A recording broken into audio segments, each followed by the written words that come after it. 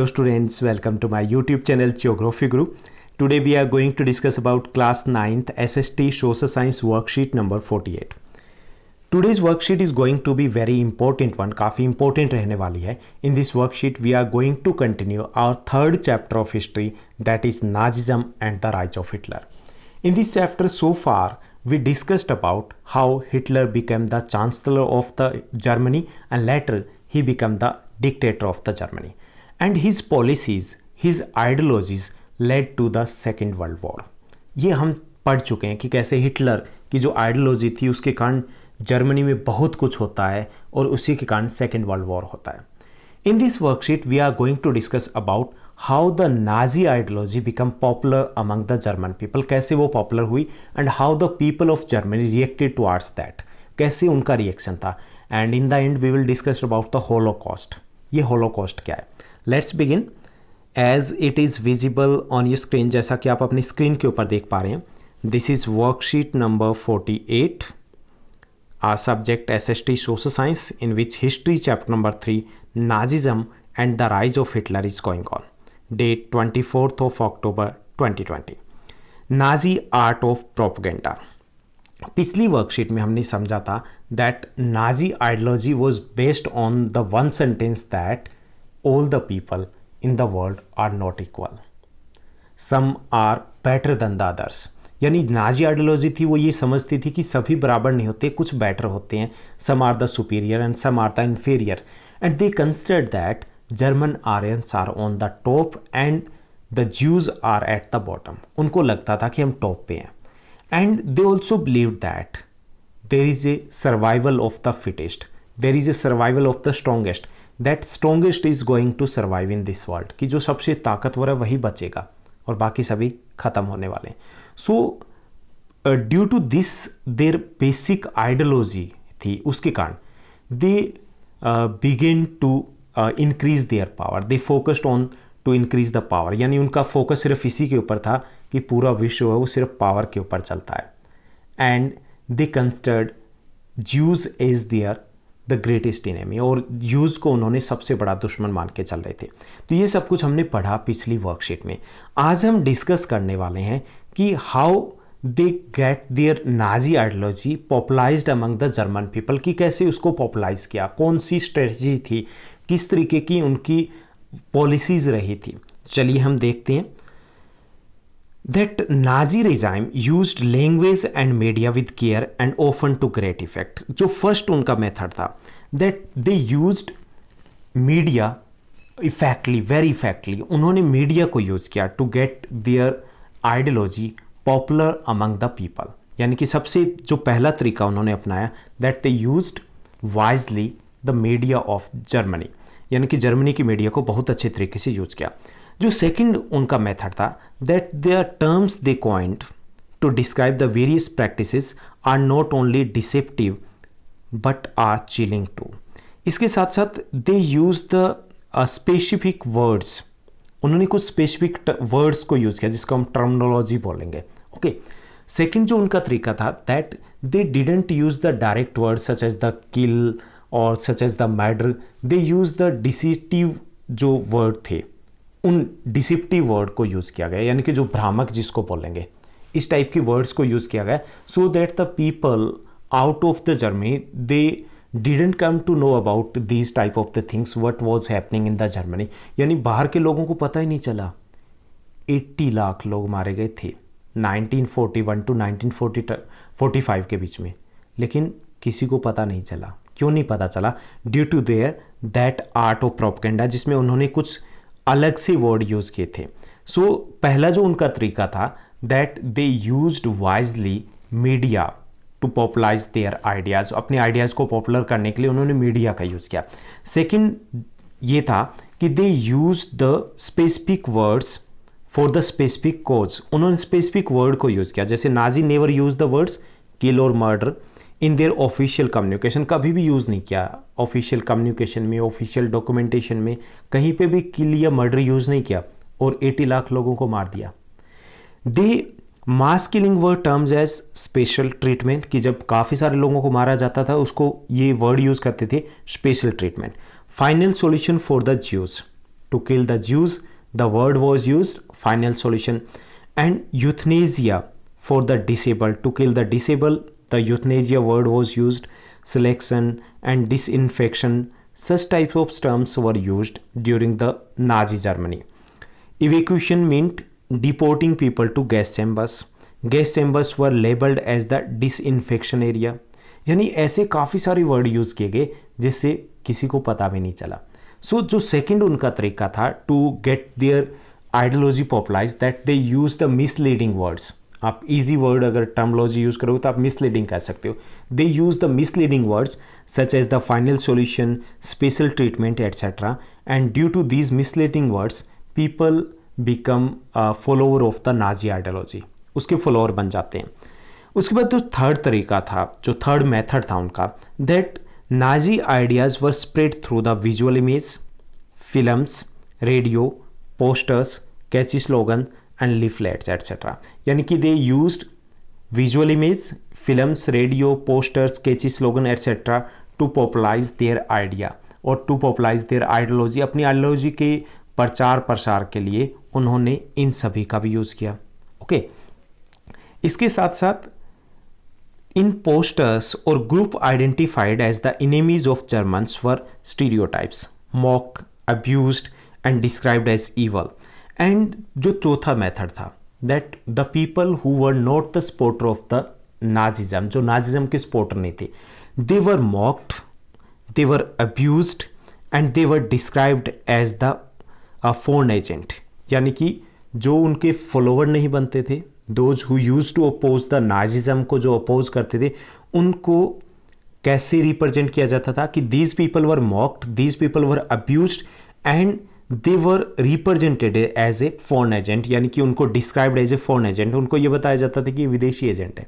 यानी कोई भी उस वक्त खड़ा हुआ जिसने ये कहने की कोशिश की कि ये सब कुछ गलत हो रहा है, तो ये बताया जाता कि he is just a foreign agent, विदेशी एजेंट है, ये विदेशियों की बात कर रहा है, उनकी भाषा बोल रहा है, इसको पैसे मिले, लाइक दैट. तो ये भी उनका एक तरीका था कि हम अपने जो अपोजिशन के लोग हैं या फिर जो those who are not following the Nazism, those who are not the followers of the Nazism, उनको कैसे टारगेट करना है. तो पहली जो चीज़ थी, they used wisely media to popularize their ideas. Second, they use the misleading terms or misleading words such as the final solution, such as the special treatment, etc. Third, they used visual image, posters, radio, TV and catchy slogan, etc. to get their ideology popularized. जो fourth method था, that those who were not the follower of the Nazism were abused, mocked and described as a foreign agent. इसके साथ साथ उन्होंने एक और तरीका अपनाया, that Nazism worked on the minds of the people, कि उन्होंने लोगों के माइंड पे वर्क किया एंड टॉप देयर इमोशन, और उनके इमोशन को यूज़ किया. They use their emotion and term their hatred and anger at those marked as undesirable.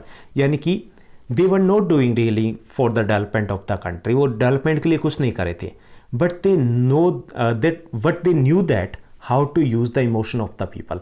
और उन्होंने सारा फोकस कर दिया ऑन अनडिजायरेबल, कि जो कुछ भी जर्मनी में गलत हो रहा था कि किसके कारण हो रहा है, just because of the Jews, Polish, gypsies, these weak peoples, these ill peoples, यानी कि उसके ऊपर फोकस कर दिया. तो उन्होंने कई तरीके अपनाए. दे used wisely the media of Germany. Second, they use the misleading terms and words. Third, they used TV, visual images, radio, catchy slogan, etc. Fourth, they targeted the people who were not the follower of Nazism and they abused them, they described them as a foreign agent. और पांचवा जो method था, that they used the emotions of the people to popularize their own ideology. उनके emotion को use किया. तो ये तरीके थे कि जिस तरीके से लोगों के माइंड में भर दिया गया that Nazism is the best ideology and Hitler is their मसीहा, कि हिटलर को इस तरीके से पॉपुलराइज किया गया कि वो उनके मसीहा and he is going to do everything okay. तो ये था कि कैसे और क्या था नाजी आर्ट ऑफ प्रोपेगेंडा, प्रचार का उनका तरीका क्या था. Then we will discuss about that people's reaction on the Nazism. यानी उस वक्त जैसे हमने डिस्कस किया 60 lakh Jews and 20 lakhs others people were killed during that period of 1941 to 1945. इतने लोगों को मारा गया, उनके बीच में से मारा गया। जितने लोगों को मारा गया इससे कई गुना लोग थे जो देश छोड़ के भाग गए थे, उससे कई गुना लोग और थे जो देश में ही छिपे हुए थे, जो बच गए थे, शायद ज़्यादा लकी थे वो। तो क्या वहाँ के लोगों का, जो जर्मन थे, उनका क्या रिएक्शन था? तो that too is a very important topic. So during that period, during the period of Nazi Germany की हम बात करें, there were the 3 groups of people. हमें समझने में आसानी होगी कि 3 ग्रुप्स थे। फर्स्ट जो ग्रुप था, in the first group many people fall prey to the Nazi art of propaganda and many started viewing the world through the Nazi ideologies और Nazi eyes and spoke their mind in the Nazi languages. यानी कि काफ़ी सारे लोग थे, जो पहला group था, they fall prey to the Nazi art of propaganda, यानी कि वो नाजी आर्ट ऑफ प्रोपगेंडा यानी उनका प्रचार था, उसके शिकार हो गए। And they begin to view the world through the Nazi eyes and spoke the mind in the Nazi language, यानी कि वो नाजियों की तरह ही सोचने लगे, नाजियों की तरह ही देखने लगे, उनका ब्रेन वॉश हो चुका था। ये पहला ग्रुप था। So many people in the Germany at that time fall prey to the Nazi art of propaganda and they become the supporter of Hitler, और वो हिटलर के सपोर्टर हो जाते हैं। ये पहला ग्रुप था। जो सेकंड ग्रुप था, many Germans organize active resistance to the Nazism. अब दूसरा जो ग्रुप था, काफ़ी सारे लोग थे, many Germans were there at that time who protested against the German ideology और द नाजी आइडियोलॉजी, उसके खिलाफ प्रोटेस्ट करते हैं, उसका विरोध करते हैं। तो ये दूसरा ग्रुप था, यानी कि कुछ लोग हैं जो सामने आते हैं and they criticise the Nazism and they protested against the Nazi ideology, उसका प्रोटेस्ट करते हैं। ये दूसरा ग्रुप हो गया, यानी कि कुछ फॉलोअर हो गए और कुछ अगेंस्ट हो गए। उसके बाद तीसरा ग्रुप था, जो मेजोरिटी था, ज़्यादातर लोग थे। Majority of them were too scared to act. बहुत सारे लोग थे। The third group was of the majority of people and who were too scared to act, to differ, to protest and they preferred to look away rather. और तीसरे जो group थे जो सिर्फ देखते रहे, they were scared to act, they were scared to differ, they were scared to protest, जो डरते थे कुछ भी करने से, डरते थे प्रोटेस्ट करने से, जो डरते थे हिटलर से, जो डरते थे नाजिज्म से। तो 3 ग्रुप थे उस वक्त की पीपल का रिएक्शन क्या था? That many people fall prey to the Nazi art of propaganda. It means that they become the follower of the Nazism because they believe that Hitler is the only solution of Germany's problem. Second group was the people who protested the Nazi ideology का protest करते हैं। And third group that was the majority of group, ज़्यादातर लोग third group में थे। They were scared to act and scared to protest, जो डर रहे थे। They just decided to look away रहता है, यानी कि वो सिर्फ देखते रहे कि जो कुछ हो रहा है। They ignored what was going on in the Germany, जो भी हो रहा था उसको इग्नोर कर दिया। तो ये 3 ग्रुप थे और उनके अलग अलग रिएक्शन से। Now last topic is there holocaust. अब ये होलोकॉस्ट क्या है? These mass killing is also known as the holocaust, की जो मास किलिंग थी, जो आम लोगों को मारा गया था इतनी बड़ी संख्या में, उसको होलोकॉस्ट कहा जाता है। This indomitable spirit of bear witness and to preserve the documents can be seen in many ghetto and camp. Although at that time we didn't get the evidence, even the people were too scared to act. जैसे हमने पढ़ा कि लोग डर रहे थे act करने से, कुछ भी करने से। तो उस वक्त जब उन लोगों को मारा जा रहा था, people were unaware about that. लोगों को पता ही नहीं था, आउटसाइड द जर्मनी किसी को कोई पता ही नहीं था। इसका एक बड़ा कारण था the Nazi art of propaganda and the use of the misleading terms. Misleading terms का यूज किया जा रहा था। यह पता कब चला?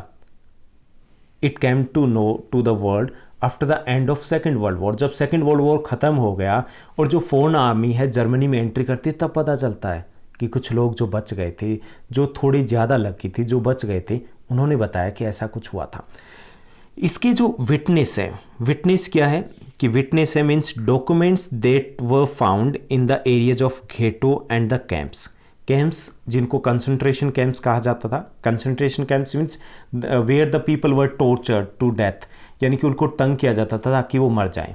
And ghettos means the areas of particular one community के जो कंसंट्रेटेड एरियाज थे।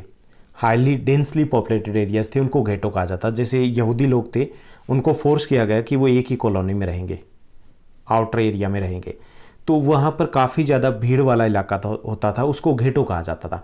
तो घेटो से कैंप से काफ़ी सारे डॉक्यूमेंट्स मिले after the end of the second world war, and from those documents world came to know about the what happen during the second world war in the Germany, कि क्या हुआ था उसके बारे में पता चला। द इनहेबिटेंट्स रोट डायरीज, काफ़ी सारे लोगों ने डायरीज लिखी, केप्ट नोटबुक्स, उन्होंने नोटबुक्स लिखी, and create archives, and the memories of Holocaust live on in the memories, fiction, documentaries, poetry, memorials and museum in many parts of the world। और जो diaries हमें मिली, जो नोटबुक्स हमें मिली, जो इस प्रकार के नोट्स तैयार किए गए थे, अब उनको हमने मूवीज़ के तौर पर देख सकते हैं, हम डॉक्यूमेंट्रीज़ के तौर पे देख सकते हैं, they are preserved in the memorials और म्यूज़ियम, और उसमें रखे हुए हैं। ये जो रखे हुए हैं, जो एविडेंस है जो कुछ हुआ था जर्मनी में, these are the tribute to those who resisted it, कि ये ट्रिब्यूट है उनके लिए जिन्होंने उसका विरोध किया था। Those who fought against that injustice, जो उसके खिलाफ लड़े थे, those who died fighting against that injustice, कि जो मारे गए थे संघर्ष करते हुए। And it in an embracing reminder, कि ये श्रम की बात है, किसके लिए, दोज हु कोलैबोरेटेड, जिन्होंने ये सब कुछ किया था।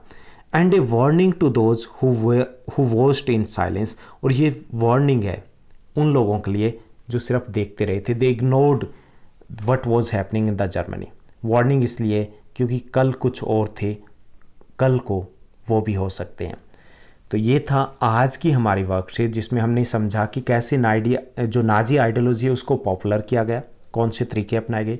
फिर हमने समझा कि what were the reactions of the people on Nazism पे रिएक्शन क्या था। एंड थर्ड टॉपिक हमने समझा कि हॉलोकॉस्ट क्या था और उसके कौन से एविडेंस हमें मिले हैं। तो अब हम आगे बढ़ते हैं क्वेश्चन आंसर्स की तरफ। And before moving to the question answer, one question is there, आप कमेंट करके मुझे बता सकते हो। The second world war and with the attack of America USA on the 2 cities of Japan. 2 cities है जहाँ पे एटम बम, न्यूक्लियर बम का यूज़ किया गया था। आपको उन दोनों सिटीज़ के नेम बताने कि कौन सी 2 cities है जिनके ऊपर एटम बम का यूज़ किया गया था। Now let's move to the question answer. 4 easy question are given in this worksheet. First very important question is there. How did Hitler make the Nazi worldview attractive in Germany? Hitler ने Nazi world view है उसको attractive बनाया, या यूं कह सकते हैं उसको पॉपुलर कैसे किया। Hitler used media to spread Nazi ideology, सबसे पहले कि उन्होंने मीडिया को यूज़ किया। Second, misleading terms such as special treatment, final solution etcetera were use to propagate Nazi ideology, misleading terms को यूज़ किया गया।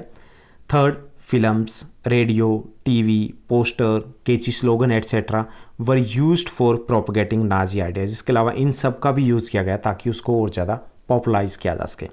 Fourth, opponents of Nazi ideology were mocked, abused as foreign agents, और जो opponents थे, जो भी उसके खिलाफ बोलता था, उनके ऊपर उनका मजाक उड़ाया जाता था और उनको कहा जाता था कि these are the foreign agents.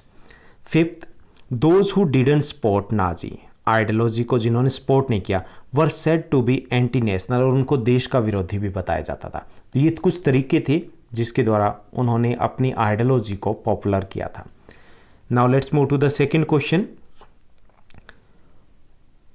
How was the meaning of holocaust different for the Nazis and the Jews? Holocaust जो सभी लोगों को मारा गया था उसके लिए हम हॉलोकॉस्ट वर्ड का यूज करते हैं। ओके, तो हॉलोकॉस्ट था, it was different for the meaning of the holocaust was different for the Nazis and the Jews. कैसे डिफरेंट था? For Nazis holocaust mean to get rid of the undesirable, कि Nazis के लिए Holocaust का मतलब था undesirable से मुक्ति, उनसे छूट, पीछा छुड़ाना। And which was called at that time final solution, उसको फाइनल सॉल्यूशन भी कहा गया था। For Jews Holocaust was never ending torture, एक नेवर एंडिंग टॉर्चर था जो कभी नहीं ख़त्म होने वाला था। In which their occupation, their homes were ruined, जिसमें उनके घर, उनके बिजनेस खराब, बर्बाद हो गए थे। दे वर अब्यूज्ड, उनको गालियाँ दी गई थी, उनको तंग किया गया था। By the time the massacre began 1941, by the end of 1945 more than 6 million Jews had been killed. और इस दौरान इस होलोकॉस्ट में 60 लाख लोग मारे गए थे, 60 लाख यहूदी मारे गए थे. Apart from the Jews, those who disliked Hitler were also killed. और इसके अलावा वो सभी लोग भी जो जिनको हिटलर पसंद नहीं करता था वो भी मारे गए थे. Now let's move to the third question. That too is quite important one. How did the common people take the propagation of Nazism. Common जो पीपल थे उनका क्या रिएक्शन था नाजिज्म को लेकर के.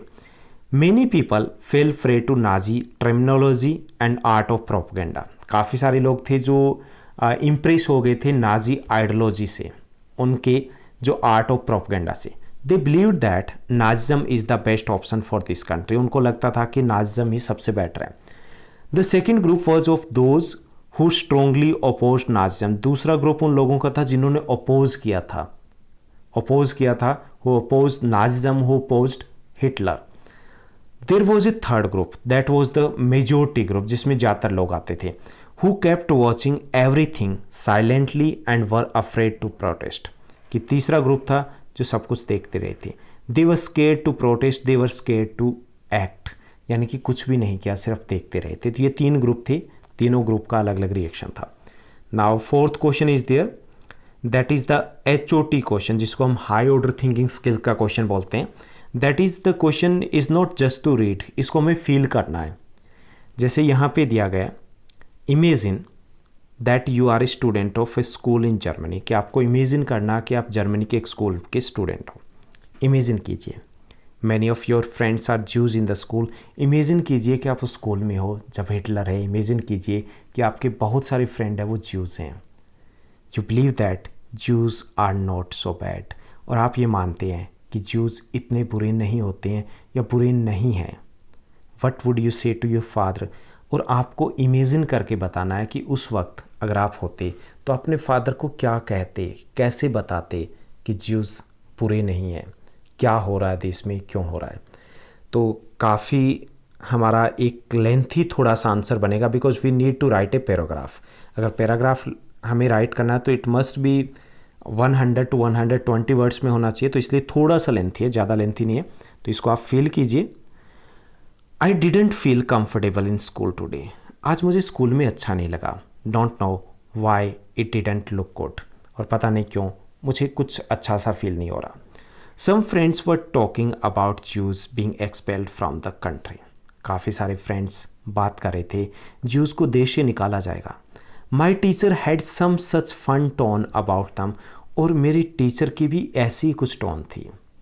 Now even new books have come to the school and it is written in those books that Jews are not good. नई books आ चुकी है स्कूल में और उन बुक्स में भी लिखा हुआ है ज्यूज़ अच्छे नहीं होते. We are being taught stay away from the Jews. हमें पढ़ाया जा रहा है, हमें सिखाया जा रहा है कि ज्यूज़ से दूर रहिए. We are being taught to hate the Jews. हमें सिखाया जा रहा है ज्यूज़ से नफरत करो. We are being taught that the Jews are our enemies. हमें सिखाया जा रहा है ज्यूज़ हमारे एनिमीज हैं. We are being explained that the reason for the country's ruin is the Jews. और हमें ये भी समझाया जा रहा है कि देश में जो कुछ भी गलत हो रहा है वो ज्यूज़ के कारण है. But I never think so. लेकिन मैं ये नहीं सोचता. नो रिलीजन इज़ गुड और बैड. कोई भी धर्म अच्छा या बुरा नहीं होता. देयर आर गुड और बैड पीपल. बल्कि लोग अच्छे या बुरे होते हैं. Bad people can be of any religion. और जो बुरे लोग होते हैं वो किसी भी धर्म के हो सकते हैं. And bad people have no religion. और जो बुरे लोग होते हैं उनका कोई धर्म नहीं होता. सो देर आर गुड और बैड पीपल. कि धर्म बुरा नहीं हो सकता बल्कि लोग अच्छे या बुरे होते हैं. I have many friends who are Jews. मेरे काफ़ी सारे फ्रेंड्स हैं जो ज्यूज़ हैं, जो यहूदी हैं. And which are very good. और सभी बहुत अच्छे हैं, बेहद अच्छे हैं. सो ऑल मेरी I have many friends who are Jews. काफ़ी सारे फ्रेंड्स हैं जो ज्यूज़ हैं. Which are very good. जो बहुत अच्छे हैं. When we play study talk with दम.